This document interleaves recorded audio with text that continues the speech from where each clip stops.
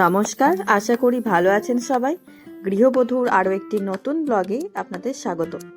চিংড়ি মাছ দিয়ে কচুর শাক রেসিপি তো আমি অলরেডি আমার আগের ভিডিওতে দেখিয়ে দিয়েছি। যদি আপনারা এখনও না দেখে থাকেন, আপনারা অবশ্যই ভিডিওটা দেখে আসুন। আজ আমি আপনাদেরকে দেখাবো ইলিশ মাছের মাথা দিয়ে কচুর শাক রেসিপি। তো চলুন তাহলে ভিডিওটা শুরু করা যাক।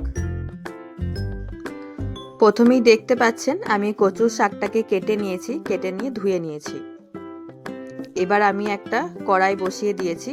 এবার ওই কেটে রাখা কচুর শাকটা কড়াইয়ের মধ্যে দিয়ে দিলাম। এবার এর মধ্যে দিয়ে দেবো একটু অল্প জল।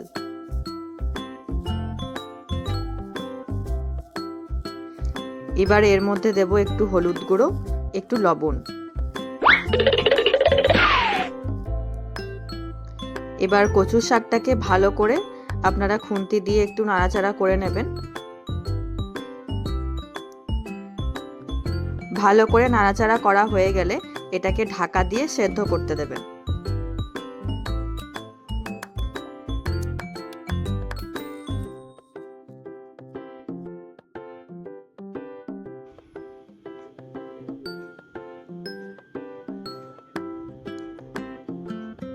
তো ঢাকা দিয়ে দিলাম। তো চলুন এবার দেখি ঢাকা খুলে কচু শাকটা সেদ্ধ হয়েছে কিনা। তো দেখতেই পাচ্ছেন আমার কচু শাকটা সেদ্ধ হয়ে গেছে। এবার আমি এটাকে একটা জালতি থালায় ঢেলে নেব। এর মধ্যে থাকা জলটাকে আমি বের করে নেব।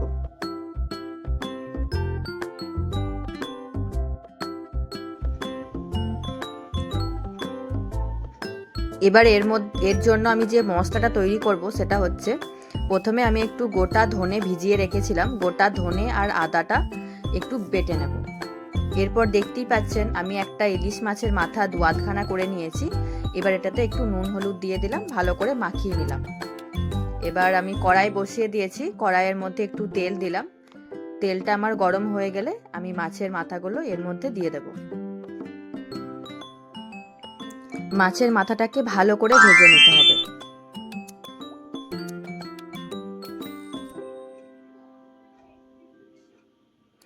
আপনারা যারা আমার চিংড়ি মাছ দিয়ে কচুর শাকের রেসিপিটা দেখেছেন, তো তারা আমাকে অবশ্যই কমেন্ট করে জানাবেন রেসিপিটা আপনাদের কেমন লেগেছে। আর আপনারা কি বাড়িতে ট্রাই করেছেন সেটাও আমাকে অবশ্যই কমেন্ট করে জানাবেন। তো দেখতেই পাচ্ছেন আমার মাছগুলো ভাজা হয়ে গেছে। এবার আমি মাছগুলোকে তেল থেকে তুলে নিচ্ছি। এবার ওই মাছ ভাজার তেলটাতেই আমি একটু কালো জিরে দিয়ে দিলাম। 2টো কাঁচা লঙ্কা আমি চিড়ে রেখেছিলাম, সেই কাঁচা লঙ্কা 2টো দিয়ে দিলাম। আর 2টো তেজপাতা দিলাম। এবার খুন্তি দিয়ে আমি ভালো করে একটু নাড়িয়ে দিচ্ছি। এবার এর মধ্যে জল ঝরানো কচুর শাকটাকে দিয়ে দিলাম।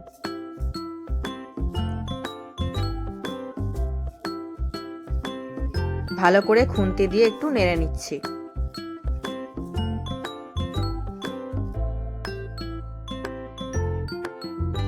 এবার আমি আদা আর গোটা ধনের যে পেস্টটা করেছিলাম সেটা এর মধ্যে দিয়ে দিলাম।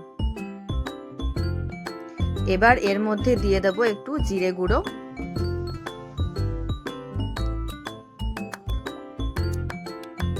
আর দিলাম একটু হলুদ গুঁড়ো, আর অল্প পরিমাণ লবণ দেব। লবণটা যেহেতু আপনারা সেদ্ধ করার সময় একবার দিয়েছেন, তো সেই কারণে এখন লবণের পরিমাণটা কিন্তু আপনারা পরিমাণ মতোই দেবেন।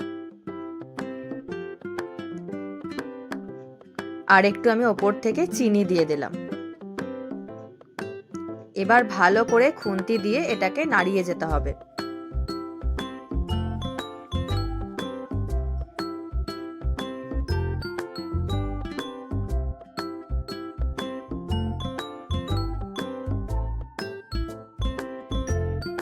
আচ্ছা, আমার এই খাবারের ভিডিও আপনাদের কেমন লাগছে? আপনারা এই ভিডিও দেখে কি আপনারা কিছু কি শিখতে পাচ্ছেন? আপনাদের যদি কিছু মনে হয় আমার ভিডিওতে কিছু ভুল আছে, তো সেগুলো কিন্তু আপনারা আমাকে বলতে পারেন। আমি সেগুলো দেখে নিজেকে সংশোধন করার চেষ্টা করব। তো দেখতেই পাচ্ছেন এবার আমি একটু লেবুর রস দিয়ে দিলাম। লেবুর রস দিলে কি হয় দেখবেন, অনেকের কচুর শাক খেলে গলা কুটকুট করে, তো সেই কারণে লেবুর রসটা যদি দেন তো এটা কিন্তু হয় না। তো এবার আমি এর মধ্যে মাছ যেটা ভেজে রেখেছিলাম সেটা এর মধ্যে মিশিয়ে দিলাম। এবার মাছটাকে আপনারা খুন্তির সাহায্যে ভেঙে নিতে পারেন।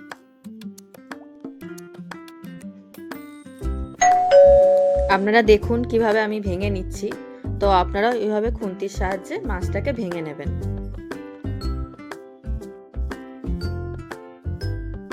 আর একটা কথা, আপনাদের যদি মনে হয় যে কোনো নতুন কিছু রেসিপি আপনারা আমার কাছ থেকে দেখতে চাইছেন, তো আপনারা অবশ্যই সেটা আমাকে নির্দ্বিধায় কমেন্ট করে জানাবেন। আমি চেষ্টা করব সেই রান্নাটা আপনাদের সামনে তুলে ধরার।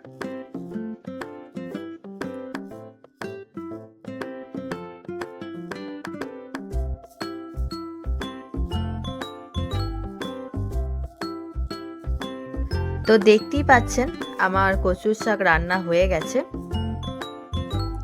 আপনাদের রেসিপিটা কেমন লাগলো আমাকে অবশ্যই কমেন্ট করে জানাবেন। দেখা হবে আবার নতুন একটা রেসিপি নিয়ে। আজকের মতো টাটা।